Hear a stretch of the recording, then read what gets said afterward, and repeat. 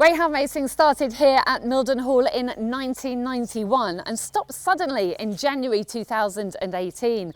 The motorsport has continued here, and now under the guise of promoter Kevin Boothby, greyhound racing is also set to return.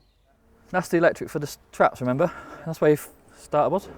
Dave Boothby is working hard to get the track ready for opening mid-November, alongside newly appointed Director of Racing James Chalkley.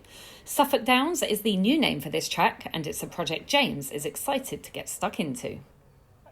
Really good, really busy, some exciting times ahead, lots of hard work to get stuck into, but yeah, really looking forward to the challenge. Mildenhall here. Now we're going to be opening here around about mid-November, we hope, for trials at least. Tell us what you make of the track. Yeah, it's really good. I remember it from a few years ago. I used to have a few runners around here actually back in the day. So yeah, really excited and really good to see that the track's going to be up and running again. I was hoping to be able to compare it to another track in the country, but I don't think I can. It's not like Crayford, although that probably is the most similar, isn't it? Yeah, I think people associate it with Crayford just because of the distance. Before it used to be a 375 metre, obviously similar to Crayford being 380. I don't think it's a tight track. That the bends are a little bit more rounded. I think the dogs always seem to run it well. Over the 6 bend trip, I think we're going to have around about a 550 metre trip. So the traps are going to be roughly 5 metres further back than when they were before. So we'll have a 380 standard trip and a 550 for the 6 bends. It's unique really, because it's like a saucer, shape of a saucer. It's a bit different to Crayford. A bit different to Henlow, and it's only 380. It's a bit better than Romford's setup, but it's wider. But each track's individual nowadays. What work is still left to be done here? There's plenty still left to do, as you can see. Work is currently underway on the kennels, some big refurbishment going on in there, so we can put some aircon units in, so that the whole kennel block is being enclosed. Will allow us to put aircon units in to keep it cool in the summer, and also to allow us to heat it, keep it warm in the winter. Opposite the kennels we've got the vet's room. The vet's room, we've just got to do a little bit of work in there to separate it completely from the use of the speedway. They can't use it as a first aid room, so we've actually got to separate that so it's solely used for a vet's room. That way we can get accredited through the Royal Veterinary College and make sure that's fully kitted out for any emergency first aid on race days and trial meetings. After the kennels, the priority then will be on the track. The sand is ordered for the track. That should be laid down in 2 to 3 weeks' time.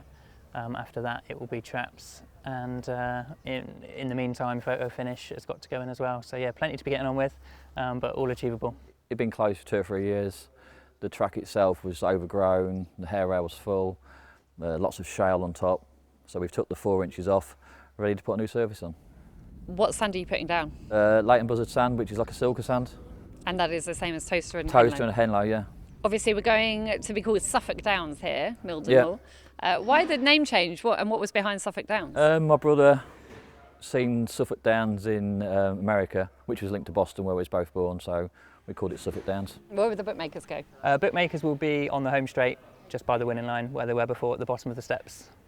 And you've also got a judges box here, and obviously our viewers will want to know what the pictures are going to be like from here, and I think we can see they're going to be high up but very much on the finish line. Yeah, and I think you'll get a really good view from up there. That's where the camera is going to be positioned, right on the winning line, so you'll get a good winning line shot as the greyhounds come past, which is important for viewers at home and obviously in betting offices. So yeah, that will be absolutely spot on. You get a really good view from up there, and you can see everywhere of the track. The inside fence that's used for the speedway and stock cars will come down, which will just improve visibility even further, so you get a good view of the whole track. What about traps? What traps are you bringing in? We're going to have curved front traps, what we currently use at Henlow on the 428s and the sprint traps at Henlow, so it will be the curved front traps. How many meetings are you hoping for a week here?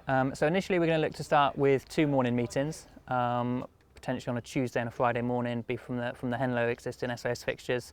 Certainly by end of November, December, we'd look to have it up and running.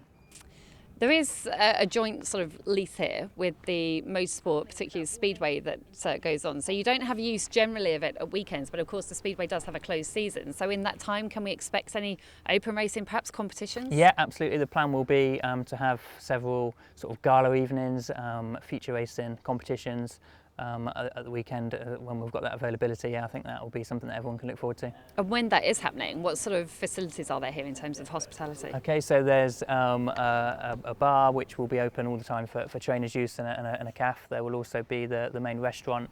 The Fenman has got restaurant facilities as well, and of course Mildenhall is well known for the fish and chip shop, which I can see is still there, so I'm sure that will be up and running as well for everybody to enjoy. I think a lot of people will want to know if the fish and chips is coming back. I've heard great things. It's all that everybody says. When you say Mildenhall, the first thing that people think of is the fish and chips, but yeah, it's good to see it still here, and yeah.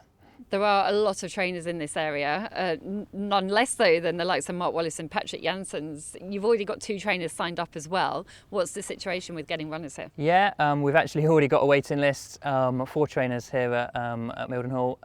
Like you say, Mark Wallace and Patrick, they've both expressed an interest in putting some runners around here. Really local, of course, and like you say, there is so many trainers in this area. You don't have to drive far to find trainers in this area. Obviously, we've got existing trainers as well from Henlow who have expressed an interest. So yeah, we're not short of runners. Jim Daly will be joining us in the new year. Really big kennel strength. Looking forward to having Jim on board. And James Turner will be coming slightly before Jim. We should have runners on the strength in December.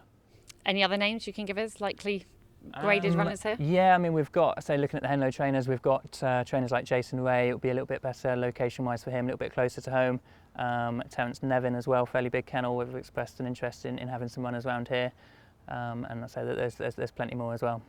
We were hoping to fly a drone over the track to get the viewers some really nice footage, but we can't. We're in an illegal red zone, and that is because we're right next to a couple of US military bases, aren't we? And the noise from the planes is really quite loud. It is, yeah. It's quite shocking till you get used to it. I say we're right on RAF Mildenhall here, and yeah, the planes are going over thick and fast this morning, aren't they? So personally for this track, what are your hopes and dreams? Look, I think Kevin's got some big plans for ground racing on a whole, and it's really exciting to be a part of that. Kevin will look to come in here and put his own stamp on things. Obviously, it's going to be rebranded Suffolk Downs. Is going to be the first thing that Kevin does as well. So, really excited. We're looking forward to some good racing. Yeah, can't wait to get going.